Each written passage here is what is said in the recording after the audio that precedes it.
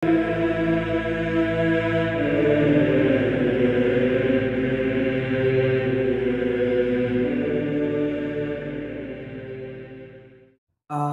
Yesu asifiwe. Ninakusalimu kwa jina la Yesu Kristo wa Nazareti. Mungu ni mwema.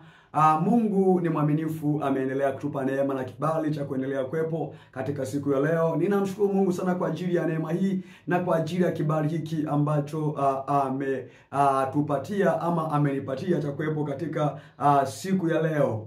Kama kawaida, kwa majina yangu ninaitwa Mchungaji Jackson Komando. Leo kuna kitu ambacho nataka nije kukizungumza kuhusu vyakula, kuna watu wengi hawajui kitu ambacho kinaendelea katika ulimwengu huu. Ndio maana chaneli hii inaitwa chaneli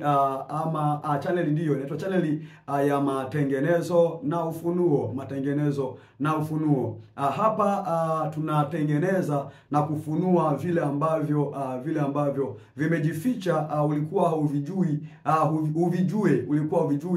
uvijue. Japo hivi vimejificha katika ulimwengu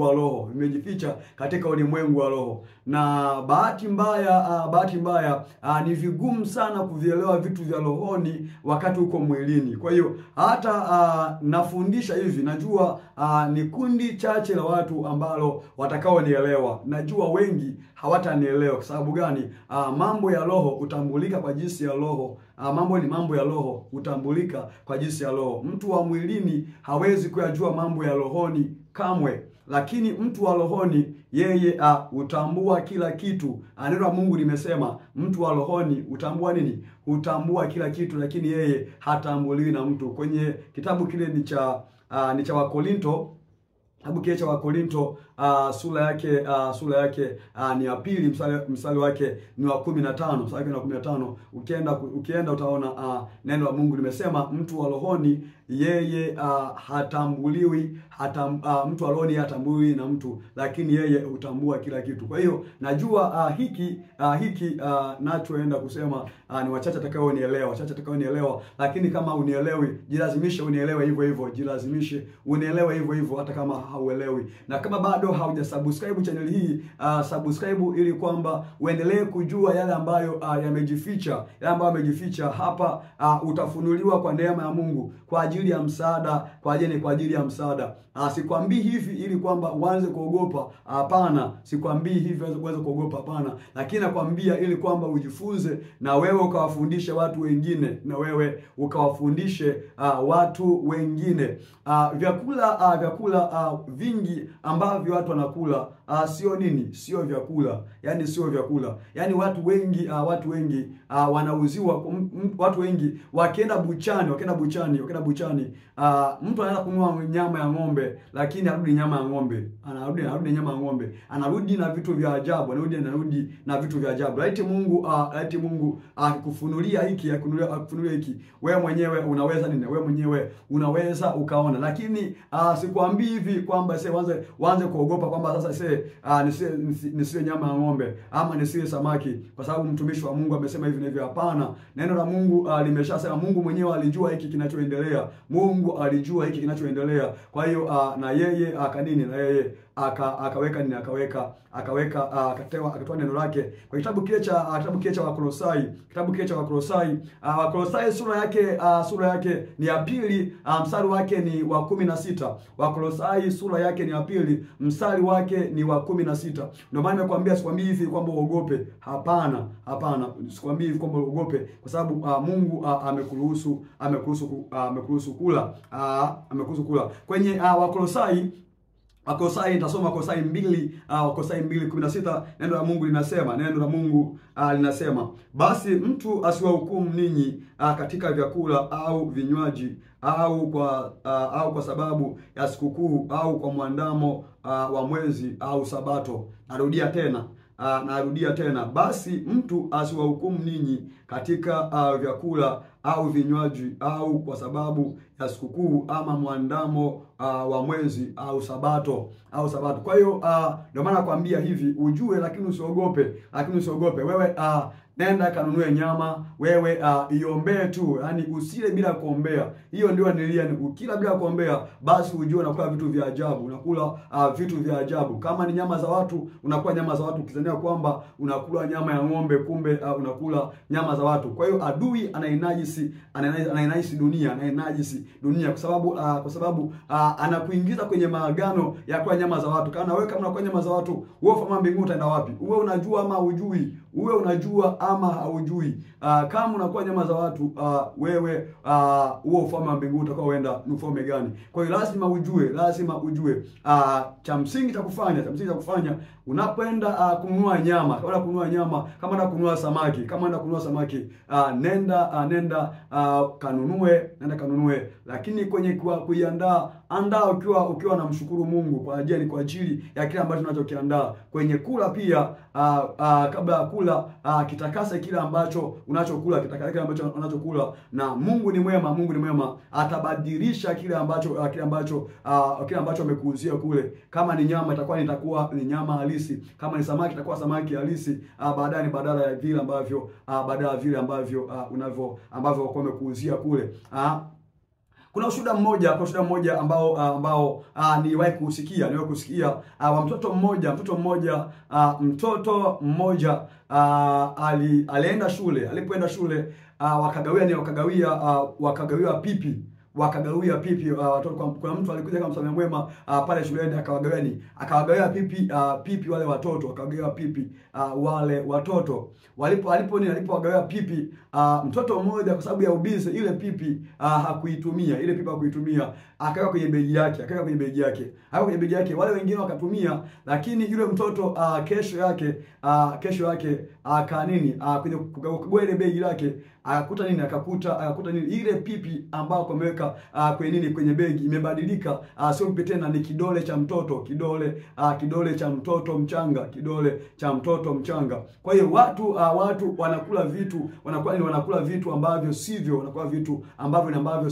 Kwa hiyo wewe mwana wa Mungu, unapoenda kununua kitu, hakikisha kabla hujakitumia, kitakase kwanza kwa damu ya Yesu. Utakuwa salama. Ndio maana kuna mtu unaweza ukashangaa watu ambao walijua siri hizi. Kwa mfano kama Yohana Mbatizaji, kwa mfano watu waliojua siri hizi, kwa mfano Yohana Mbatizaji, yeye chakula chake kilikuwa kilikuwa ni nzige na asali. Siku zote ambazo alizokaa hapa duniani, chakula chake kilikuwa ni nzige na asali. Kwa hiyo kuna vitu ambavyo watu huwa tunanunua, kumbe kama ni nyama, kumbe unauziwa nyama za watu, ama nyama nyingine yoyote ile ambayo sio ile ambayo umeenda kununua. Kwa hiyo mwana wa Mungu, hiki ni kitu ambacho nakuambia ili kwamba uelewe. Unapoenda kununua, basi ujue kile kinachoendelea. Na kuna wengine hata madawa wanabadilishiwa. Kwa mfano unaenda kwa nesi, unamwambia shida ulionayo, kwamba sasa mimi naumwa hiki na hiki.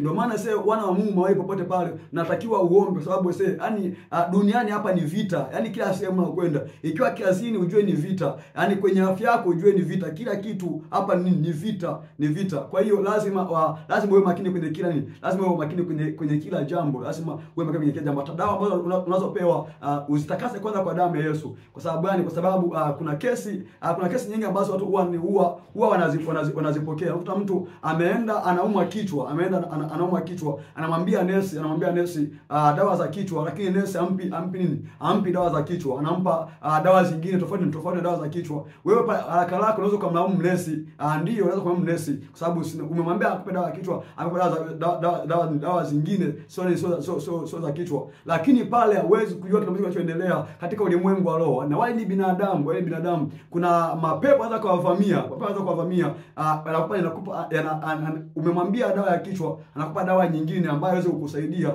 ili kwamba ile kusudi la mapepo ambayo amekusudia juu ya afya yako mpaka afanikiwe. Kwa hiyo lazima uwe makini kwenye kila jambo ulifanyalo. Lazima uwe makini kwenye kila jambo ulifanyalo. Ukienda kuemea, basi hakikisha unakwenda kuemea, lakini wakati unapika, wakati unakula, hakikisha kile chakula ambacho unakula umekitakasa kwa damu ya Yesu. Kwa damu ya Yesu utajiondoa kwenye maagano mengine. Maana watu ambao wanaingia kwenye maagano kwa sababu tu ya vyakula ambao wamekula bila kujua, vyakula vingine vya kuogopa ni vyakula vya msibani. Vyakula vya msibani. Hivi ni vyakula ambavyo vingine ninavyotakiwa kuogopa. Vyakula vya msibani. Unapoona msibani kwamba kuna mtu anawanawisha, lakini yale maji hayamwagi. Sio misiba yote, hapana, sio misiba yote. Ipo misiba. Ikitokea msiba, nyewe mnalia, mwingine anawaza kwa vitu vingine anavyowaza. Kwa yale maji ambayo unanawa, anakuwa na kazi nayo. Ana kazi nayo. Kama ni kunawa, kama mnakula msibani, basi sasa hakikisha kama unanawa, chukua maji, nawia chini, usinawie kwenye kama ni ndoo ama kama ni nini ambayo anaweza kukupa. Lakini kama una Yesu, Yesu yuko moyoni mwako, yani usiogope, kwa sababu chochote kinachotoka ndani yako, huo ni moto, adui hawezi kugusa. Lakini huo umeokoka kweli, usiwe ule Mkristo wa Jumapili, kwamba wewe na Mungu usali wenu ni kila Jumapili. Usiwe Mkristo wa hivyo. Uwe Mkristo ambao umeokoka kweli, hapo utakuwa salama. Lakini vinginevyo ndugu yangu, dunia hii imeharibika. Mambo mengi ambayo yanaendelea katika ulimwengu huu. Mungu atusaidie. Kwa hiyo epuka sana vyakula vya msibani. Kama unanawa, nawia chini, usije kanawia kwenye vile vyombo ambavyo wanavyotega. Lakini pia hata kwa habari za saluni. Tunapoenda kunyolewa nywele, ndio maana nasema kama umeokoka kweli. Ndio maana kuna watu nakuta huwa wana vinyozi wao. Yaani yeye anakuwa ana vinyozi wake, anakuja kumnyolea nyumbani. Akimaliza kumnyoa, zile nywele zake anazichukua, anaenda kuzihifadhi kwa sababu pia huwa wanaogopa hivyo, kwa sababu falme za giza zinatafuta kichochote kutoka kwenye mwili wako, ili kwamba wale kutendea kazi. Lakini kama umeokoka, wala usiogope. Kama umeokoka usiogope. Kwa sababu gani? Chochote kile ambacho kutoka ndani yako, huo ni moto. Elisha akafa, akazikwa. Alipozikwa akabakia mifupa, akabakia mifupa. Wakati wa vita vilivyotokea, yule kwenye kitabu cha Samueli, kama sijakosea, kitabu cha Samueli, mtu alifariki. Alipofariki, wakati kwenda kumzika, kwa haraka na zenyewe, kwa sababu wamesikia vita vimetokea, wakaenda. Alikuwa ni Elisha, alikuwa ni Samueli. Alikuwa ni Samueli. Subiri tena kuangalia vizuri, lakini nadhani hapa ninaipandisha, nitakuwekea alikuwa ni nani, nakuwekea hapo hicho kifungu uangalie alikuwa ni kati Elisha ama Samueli, nakuwekea hapo uangalie alikuwa ni nani. Kwa hiyo wakati wanaenda kuzika, sababu amesikia kelele za vita, yule mtu akamtupa kwenye kaburi ya mtumishi wa Mungu. Yule mtu alipogusa tu mifupa ya mtumishi wa Mungu, na yeye akafufuka hapo, na yeye akaanza mbio kukimbia. Kwa hiyo chochote kile ambacho kiko ndani ya mtumishi wa Mungu, hicho ni moto kwa adui, hawezi kukigusa. Hata ajali ambazo zinazotokea, kwenye ajali ikipatikana damu ya mtumishi wa Mungu, hiyo damu ya kuzimu imeharibika, sababu damu ya mtumishi wa Mungu ama ya mtu wa Mungu haihitajiki, sababu ni moto. Mate ambayo natema ni moto falme za giza. Jasho tu ambayo inatoka kwa mtumishi wa Mungu, jasho tu ambayo inatoka kwa mtumishi wa Mungu, huyo ni moto kwa nini? Kwa nguvu za giza. Ndio maana unaona leso ya mtumishi wa Mungu ambaye anajifutia huwa inatenda miujiza, inatenda nini? Inatenda miujiza, jasho tu ile ambayo mtumishi wa Mungu anajifutia. Lakini lazima uwe mtumishi wa Mungu kweli. Hivyo haviwezi kukudhuru. Leo nitaishia hapo. Siku nyingine Mungu akipa kibali tena nitaendelea kuja mbele zako na kufunulia yale ambayo yamejificha, ambayo yanahusu matengenezo, ambayo yanahusu mafunuo, ili kwamba ukaelewe, usiende tu, uende kwa uelewa. Basi nakutakia amani ya Bwana. Shalom.